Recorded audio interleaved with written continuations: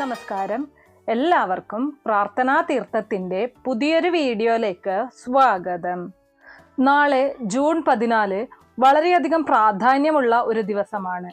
രണ്ട് പ്രധാനപ്പെട്ട കാര്യങ്ങളാണ് നാളെ സംഭവിക്കുന്നത്. ഒന്ന്, സങ്കടഹര ചതുർത്ഥിയാണ്. നമ്മുടെ ഏതൊരു സങ്കടവും ഇല്ലാതാക്കാൻ സാധിക്കുന്ന ഒരു ദിവസം. അതുപോലെ മറ്റൊരു പ്രാധാന്യം കൂടെ ഉണ്ട്. നാളെ അഭിജിത്ത് നക്ഷത്രം വരുന്നുണ്ട്. നമുക്കറിയാം, നമ്മുടെ ഏതൊരു ആഗ്രഹവും നമ്മുടെ ഏതൊരു ആവശ്യവും സാധിച്ചു കിട്ടാൻ ഏറ്റവും ഉത്തമമായിട്ടുള്ള ഒരു സമയമാണ് അഭിജിത്ത് നക്ഷത്രം എന്ന് പറയുന്നത്. ഈ രണ്ട് കാര്യങ്ങളെക്കുറിച്ചുമാണ് ഇന്നത്തെ വീഡിയോയിൽ ഞാൻ പറയുന്നത്. ഈ രണ്ട് കാര്യങ്ങളും നമ്മൾ പ്രാധാന്യത്തോടെ കാണേണ്ടതാണ്.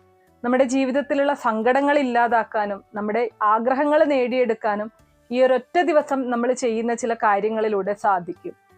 അപ്പോൾ വീഡിയോയിലേക്ക് കടക്കാം. അതിനു മുന്നേ നിങ്ങൾ പുതിയതായിട്ടാണ് എൻ്റെ ചാനൽ കാണുന്നത് എന്നുണ്ടെങ്കിൽ ദയവേദി ചാനൽ ഒന്ന് സബ്സ്ക്രൈബ് ചെയ്യുക. തൊട്ടടുത്ത് തന്നെ ഒരു കുഞ്ഞു ബെല്ലൈക്കൺ ഉണ്ട്, അതോടെ ഒന്ന് പ്രസ് ചെയ്യുക. അതിൽ ഓൾ എന്നുള്ള ഓപ്ഷൻ സെലക്ട് ചെയ്ത് കഴിഞ്ഞാൽ എൻ്റെ എല്ലാ വീഡിയോസിനും നിങ്ങൾക്ക് നോട്ടിഫിക്കേഷൻ കിട്ടുന്നതായിരിക്കും. നാളെ ജൂൺ 14 ഇത്തവണ സങ്കടഹര ചതുർത്ഥി വരുന്നത്. ചതുർത്ഥി തിഥിയുടെ സമയം ജൂൺ 14 വൈകിട്ട് 3:46 മുതൽ ജൂൺ 15 വൈകിട്ട് 3:51 വരെയാണ്. ചന്ദ്രോദയ സമയത്ത് ചതുർത്ഥിയുള്ള ദിവസമാണ് നമ്മൾ സങ്കടഹര ചതുർത്ഥി വ്രതം അനുഷ്ഠിക്കേണ്ടത്. 15 ആകുമ്പോഴേക്കും ചന്ദ്രോദയ സമയത്ത് പഞ്ചമി തിഥിയാണ്. അതുകൊണ്ട് തന്നെ ജൂൺ 14 ശനിയാഴ്ചയാണ് ഈ തവണ സങ്കടഹര ചതുർത്ഥി വ്രതം അനുഷ്ഠിക്കേണ്ടതും ഈ ദിവസത്തെ പൂജകൾ നടത്തേണ്ടതും. ചിലരൊക്കെ സങ്കടഹര ചതുർത്ഥി ദിനത്തില് വലിയ രീതിയിൽ പൂജയും കാര്യങ്ങളും ഒക്കെ ചെയ്യാറുണ്ട്. അപ്പൊ അതൊക്കെയും തന്നെ ജൂൺ 14 ശനിയാഴ്ചയാണ് നടത്തേണ്ടത്. സങ്കടഹര ചതുർത്ഥി ദിനത്തില് വ്രതമനുഷ്ഠിച്ച് പ്രാർത്ഥിച്ചു കഴിഞ്ഞാല് ഭക്തരുടെ സർവ്വദുരിതങ്ങളും സങ്കടങ്ങളും തടസ്സങ്ങളും നീക്കി ആഗ്രഹ സാഫല്യം നൽകി ഭഗവാൻ അനുഗ്രഹിക്കും എന്നാണ് വിശ്വാസം. ഇനി സാഹചര്യം നിമിത്തം വ്രതമനുഷ്ഠിക്കാൻ സാധിക്കാത്തവർ ഗണേശ പ്രതിഷ്ഠയുള്ള ക്ഷേത്രങ്ങളിൽ ദർശനം നടത്തുന്നതും ഗണേശ പ്രീതികരമായിട്ടുള്ള മന്ത്രങ്ങൾ ജപിക്കുന്നതും അതീവ ഫലദായകമാണ്. കറുക, മുക്കുറ്റി എന്നിവ പറിച്ച് കഴുകി ഒരു ഇലക്കീറിൽ വെച്ച് ഭഗവാന് സമർപ്പിക്കുന്നതും 1 രൂപ നാണയം ഉഴിഞ്ഞ് സമർപ്പിക്കുന്നതും വളരെ ഉത്തമമാണ്. ഭക്ഷണപ്രിയനായ ഗണേശ ഭഗവാന് നിവേദ്യം സമർപ്പിക്കാനും ആരും മറക്കരുത്. മോദകം പോലുള്ളവ ഉണ്ടാക്കാൻ സാധിക്കുന്നവർ അത് സമർപ്പിക്കാവുന്നതാണ്, അത് നിവേദ്യമായിട്ട് അർപ്പിക്കാവുന്നതാണ്. ഇനി അതിന് സാധിക്കാത്തവർക്ക് പഴമോ തേങ്ങയോ ഒക്കെയും തന്നെ ഭഗവാന് നിവേദ്യമായിട്ട് അർപ്പിക്കാം. അതുപോലെ തന്നെ ഈ ദിനത്തില് കുടുംബത്തില് ചെങ്കണപതി ഹോമം നടത്തുന്നത് സവിശേഷ ഫലദായകമാണ്. ഇതിനെക്കുറിച്ചുള്ള ഒരു വീഡിയോ ഞാൻ മുന്നേ ചെയ്തിട്ടുണ്ടായിരുന്നു. അശുദ്ധി കാലങ്ങളിൽ ഒഴികെ സ്ത്രീകൾ ചെയ്യുന്ന ഒരു ഹോമം എന്ന ഒരു പ്രാധാന്യമാണ് ഇതിന് കൊടുക്കുന്നത്. സങ്കടഹര ചതുർത്ഥി ദിവസം രാവിലെ കുളിച്ച് ശുദ്ധിയോടെ അടുപ്പ് കത്തിച്ച് അതിൽ തേങ്ങാപ്പൂളും ശർക്കരയും അല്പം നെയ്യും ഗണപതിയെ ധ്യാനിച്ച് ഹോമിക്കുന്നതാണ് ചടങ്ങ്. ഫ്ലാറ്റുകളിലൊക്കെ അടുപ്പുണ്ടാവില്ല. അടുപ്പുള്ളവരും ഇന്ന് പലരും അടുപ്പ് ഉപയോഗിക്കാറില്ല. ഇങ്ങനെയുള്ളവർക്ക് ചകിരിത്തൊണ്ടിൽ തീ കത്തിച്ച് ചെങ്കണപതി ഹോമം ചെയ്യാവുന്നതാണ്. നേദിക്കുമ്പോൾ ഗണേശ ഭഗവാന്റെ മൂലമന്ത്രമായ ഓം ഗം ഗണപതയെ നമഃ ജപിച്ചുകൊണ്ടേയിരിക്കണം. ഇങ്ങനെ ചെയ്യുന്നത് കുടുംബത്തിൽ സർവ്വവിഘ്നങ്ങളും നീങ്ങി ഐശ്വര്യം നിറയും എന്നാണ് വിശ്വാസം. നാളത്തെ ദിവസം നോൺ വെജ് പൂർണ്ണമായിട്ടും ഒഴിവാക്കുക. നിങ്ങളുടെ ഏത് തരത്തിലുള്ള സങ്കടങ്ങളും ഇല്ലാതാക്കാൻ ഈ ദിവസം ഭഗവാനെ പൂജിക്കുന്നത് വഴി സാധിക്കും. ക്ഷേത്രത്തിൽ പോകാൻ സാധിക്കുന്നവര് നിർബന്ധമായിട്ടും 2 നേരവും രാവിലെയും വൈകുന്നേരവും ക്ഷേത്ര ദർശനം നടത്താൻ ശ്രമിക്കുക. രാവിലെ ബ്രഹ്മമുഹൂർത്തത്തിൽ തന്നെ എഴുന്നേറ്റ് കുളിച്ച് ശരീരശുദ്ധി വരുത്തി ശുഭ്രവസ്ത്രം ധരിച്ച് ഗണേശ ഭഗവാന്റെ ഫോട്ടോയുടെയോ വിഗ്രഹത്തിന്റെയോ മുന്നിലായി ഒരു നെയ്ദീപം തെളിയിച്ചു വെച്ച് പ്രാർത്ഥിക്കണം. കഴിയുന്നത്ര തവണ ഓം ഗം ഗണപതയെ നമഃ എന്ന മന്ത്രം ജപിക്കണം. കുറഞ്ഞത് 108 തവണയെങ്കിലും ജപിക്കാനായിട്ട് ശ്രമിക്കുക. വീട്ടിലെ ഫോട്ടോയായാലും വിഗ്രഹമായാലും ഒരു കറുകമാല സമർപ്പിക്കുന്നത് അത്യുത്തമമായിട്ടുള്ള കാര്യമാണ്. ഇത്തവണ ശനിയാഴ്ചയാണ് സങ്കടഹര ചതുർത്ഥി വന്നിരിക്കുന്നത്. നമുക്കറിയാം, ഗണപതി ഭഗവാന്റെ ഭക്തരെയും ഹനുമാൻ സ്വാമിയുടെ ഭക്തരെയും ശനി ഒരിക്കലും ഉപദ്രവിക്കില്ല. ഈ ദിവസം വ്രതമനുഷ്ഠിച്ചാൽ ശനിദോഷ കാഠിന്യം കുറയും എന്ന കാര്യം തീർച്ചയാണ്. വ്രതമനുഷ്ഠിക്കുന്ന സമയത്ത് അവരവരുടെ ആരോഗ്യത്തിനനുസരിച്ചുള്ള രീതിയിൽ മാത്രം അനുഷ്ഠിക്കാനായിട്ട് ശ്രമിക്കുക.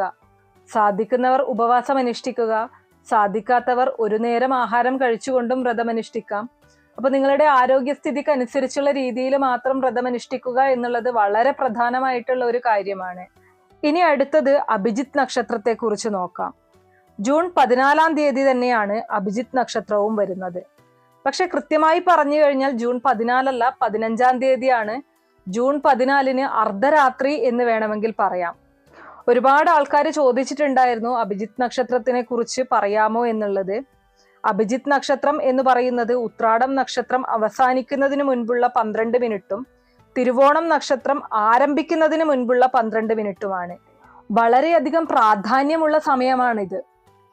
ഈ ഒരു സമയത്ത് നമ്മൾ എന്ത് കാര്യവും, ഈ ഒരു അഭിജിത്ത് നക്ഷത്ര സമയത്ത് ഏതൊരു കാര്യമായാലും, നമ്മുടെ ഏതൊരു ആഗ്രഹമായാലും ഭഗവാൻ ശ്രീകൃഷ്ണനോട് പ്രാർത്ഥിച്ചു കഴിഞ്ഞാൽ ഭഗവാൻ അത് നടത്തിത്തരും. അഭിജിത്ത് എന്നാൽ അതിൻ്റെ അർത്ഥം തന്നെ വിജയം എന്നാണ്. നമുക്ക് ഏതൊരു കാര്യത്തിൽ വിജയം കൈവരിക്കാനും, നമ്മുടെ ഏതൊരു ആഗ്രഹം നേടിയെടുക്കാനും, നമ്മളുടെ ഏതൊരു കാര്യത്തിന് ഫലപ്രാപ്തി കാണാനും ഈ ഒരു സമയത്ത് നമ്മൾ പ്രാർത്ഥിക്കുന്നത് വഴി സാധിക്കും. അതുകൊണ്ട് തന്നെ ഈ ഒരു 24 മിനിറ്റ് സമയത്തിന് വളരെ വളരെ പ്രാധാന്യമുണ്ട്.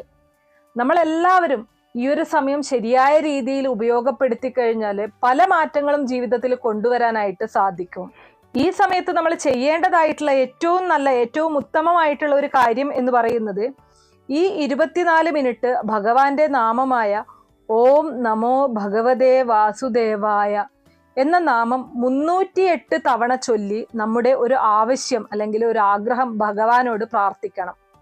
308 തവണ നമ്മൾ ഇത് ചൊല്ലണം. ആദ്യം തന്നെ ഭഗവാനെ മനസ്സിൽ ധ്യാനിച്ചുകൊണ്ട് നമുക്ക് പ്രാർത്ഥിക്കാം, എൻ്റെ ഈ ഒരു ആഗ്രഹം സാധിച്ചു തരണേ എന്ന്. പിന്നീട് 308 തവണ ഓം നമോ ഭഗവതേ വാസുദേവായ എന്ന മന്ത്രം ചൊല്ലിക്കൊണ്ട് നമ്മുടെ ആഗ്രഹം മനസ്സിൽ ഇങ്ങനെ വിചാരിച്ചുകൊണ്ടേ ഇരിക്കുക. ഉറപ്പായിട്ടും നിങ്ങളുടെ ആ ഒരു ആഗ്രഹം സാധിച്ചു കിട്ടും. ചിട്ടകൾ പാലിച്ചുകൊണ്ട് നാമം ജപിക്കുന്നവർക്ക് 2 മൺചിരാതുകൾ തെളിയിച്ചു വെച്ചുകൊണ്ട്, നെയ്യൊഴിച്ച് 2 മൺചിരാതുകൾ തെളിയിച്ചു വെച്ചുകൊണ്ട് അതിൻ്റെ മുന്നിൽ ഇരുന്നു കൊണ്ട് നാമം ജപിച്ചു കഴിഞ്ഞാൽ വളരെ വളരെ ശ്രേഷ്ഠമാണ്. ഏത് സമയത്താണെങ്കിലും ഈ ഒരു അഭിജിത്ത് നക്ഷത്ര സമയം ഏത് സമയം വന്നു കഴിഞ്ഞാലും നമുക്ക് ഇതുപോലെ മൺചിരാതിൽ നെയ്യൊഴിച്ച് ദീപം തെളിയിക്കാവുന്നതാണ്. അത് നട്ടുച്ച സമയത്ത് വന്നു കഴിഞ്ഞാലും, രാത്രിയിൽ വന്നു കഴിഞ്ഞാലും, രാവിലെ വന്നു കഴിഞ്ഞാലും ഒക്കെ ചെയ്യാം. പക്ഷെ എല്ലാവർക്കും ഇത് ചെയ്യാൻ സാധിച്ചു എന്ന് വരില്ല. ഓഫീസിലൊക്കെ ഉള്ള സമയത്താണ് എന്നുണ്ടെങ്കിൽ നിങ്ങൾക്ക് അങ്ങനെ മൺചിരാതൊന്നും തെളിയിച്ച് വെക്കാനായിട്ട് സാധിക്കില്ല. അങ്ങനെയുള്ളവർക്ക് നാമജപം മാത്രം 308 തവണ നാമം ചൊല്ലിക്കൊണ്ടേ ഇരിക്കാവുന്നതാണ്. ഉറപ്പായിട്ടും നിങ്ങൾ എല്ലാവരും ചെയ്യേണ്ട ഒരു കാര്യം തന്നെയാണിത്. ഈ ഒരു അഭിജിത്ത് നക്ഷത്ര സമയത്ത് നമ്മൾ നമ്മുടെ ഏതൊരാഗ്രഹവും നേടിയെടുക്കാൻ ഏറ്റവും ഉത്തമമായിട്ടുള്ള ഒരു സമയം എന്ന് പറയാം. ഇപ്രാവശ്യം അഭിജിത്ത് നക്ഷത്ര സമയം വരുന്നത് ജൂൺ 14 തീയതി അർദ്ധരാത്രിയിലാണ്. ശരിക്കുള്ള സമയം 12:10 മുതൽ 12:34 വരെയാണ്. അതായത് ഏർലി മോർണിംഗ് 12:10 മുതൽ 12:34 വരെ. ശരിക്ക് ഇത് വരുന്നത് ശനിയാഴ്ചയല്ല, ഞായറാഴ്ച പുലർച്ചെയാണ്. പക്ഷെ പുലർച്ചെ എന്ന് പറയാൻ പറ്റില്ല, ആ ഒരു രാത്രി കാലത്താണ് വരുന്നത്. എക്സാക്ട് ടൈം ഒന്നുകൂടെ ഒന്ന് പറയാം. ജൂൺ 15 തീയതി 12:10 AM മുതൽ 12:34 AM വരെയാണ് അഭിജിത്ത് നക്ഷത്ര സമയം. അപ്പോൾ എല്ലാവരും ഈ ഒരു സമയം മാക്സിമം ഉപയോഗപ്പെടുത്തുക. നിങ്ങളുടെ ഏതെങ്കിലും ആഗ്രഹങ്ങൾ നേടിയെടുക്കാനുണ്ടെങ്കിൽ, നിങ്ങളുടെ ഏതെങ്കിലും ലക്ഷ്യം നേടിയെടുക്കാനുണ്ടെങ്കിൽ, നിങ്ങളുടെ ഏതെങ്കിലും കാര്യങ്ങൾ സാധിച്ചെടുക്കാനുണ്ടെങ്കിൽ ഉറപ്പായിട്ടും നിങ്ങൾക്ക് ഈ ഒരു സമയം പ്രാർത്ഥിക്കുന്നത് വഴി സാധിക്കും. അപ്പൊ ഇത്രയുള്ള ഇന്നത്തെ വീഡിയോ. സാധിക്കുന്ന എല്ലാവരും സങ്കടഹര ചതുർത്ഥി വ്രതം അനുഷ്ഠിക്കാനായിട്ട് ശ്രമിക്കുക. അഭിജിത്ത് നക്ഷത്ര സമയത്ത് ഈ പറഞ്ഞതുപോലെ നിങ്ങളുടെ ആഗ്രഹങ്ങൾ നേടിയെടുക്കാനായിട്ട് പ്രാർത്ഥിക്കുക. വീഡിയോ ഇഷ്ടമാവുകയാണെങ്കിൽ ലൈക്ക് ചെയ്യാനും ഷെയർ ചെയ്ത് മറ്റുള്ളവരിലേക്ക് എത്തിക്കാനും മറക്കരുത്. വീഡിയോ കുറച്ചു പേർക്കെങ്കിലും ഉപകാരപ്രദമായി കാണും എന്ന് വിശ്വസിക്കുന്നു. നിങ്ങൾക്ക് ഏതെങ്കിലും തരത്തിലുള്ള സംശയങ്ങളോ അഭിപ്രായങ്ങളോ നിർദ്ദേശങ്ങളോ ഉണ്ടെങ്കിൽ കമന്റ് ബോക്സ് വഴി അറിയിക്കാവുന്നതാണ്. ഇതുപോലുള്ള അറിവുകൾക്ക് ചാനൽ ഒന്ന് സബ്സ്ക്രൈബ് ചെയ്യുക. നന്ദി.